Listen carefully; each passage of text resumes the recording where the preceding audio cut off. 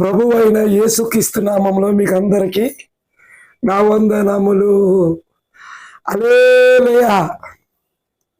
మన పరిశుద్ధ బైబిల్ లేఖనాలను చూసుకుందాం. మరి కీర్తనల గ్రంథము 3:4 చదువుకుందాను. మరి ఎలుగెత్తి నేను యెహోవాకును మొరపెట్టినప్పుడు ఆయన తన పరిశుద్ధ పర్వతము నుండి నాకు ఉత్తరం ఇచ్చును. నేను చాలా శ్రమలో ఉన్నప్పుడు, చాలా బాధల్లో ఉన్నప్పుడు నాకు దేవుడు ఎవరో అని ఆలోచించుకోండి.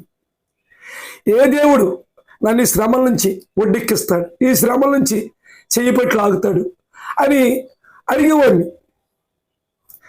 కానీ యేసు ప్రభు వారిని నేను దూషించినప్పుడు, కానీ దూషించిన తండ్రే నాకు సమాధానం ఇచ్చాడు, శాంతిని ఇచ్చాడు. అమ్మ నాకు సంతోషం ఇచ్చాడు, నా కుటుంబాన్ని కట్టాడు, నాకు ఉత్తరం ఇచ్చాడు.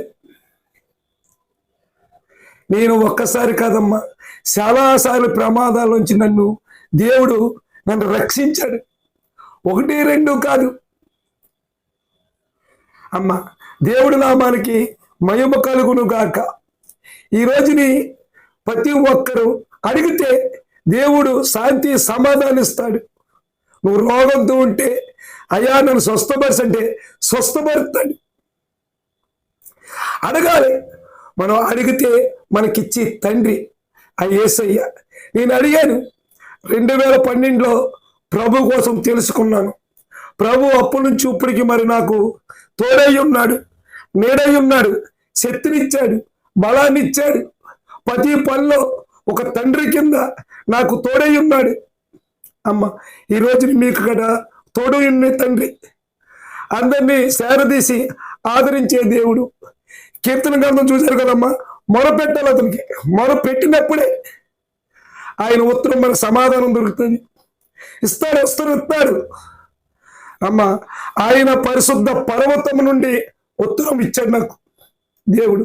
2 చేతులు పైకెత్తి తండ్రి నా కష్టాలు తీర్చు తండ్రి, నా బాధలు తీర్చు తండ్రి అని అడిగాను. తీర్చాడమ్మా. అమ్మ మురుకు నీరు పోయి తేట నీరు ఇచ్చాడు నా జీవితంలో. అలాంటి దేవుడికి నా వందనములు. పరిశుద్ధ నామానికి మహిమ కలుగును గాక. యేసయ్య నామానికి మహిమ కలుగును గాక.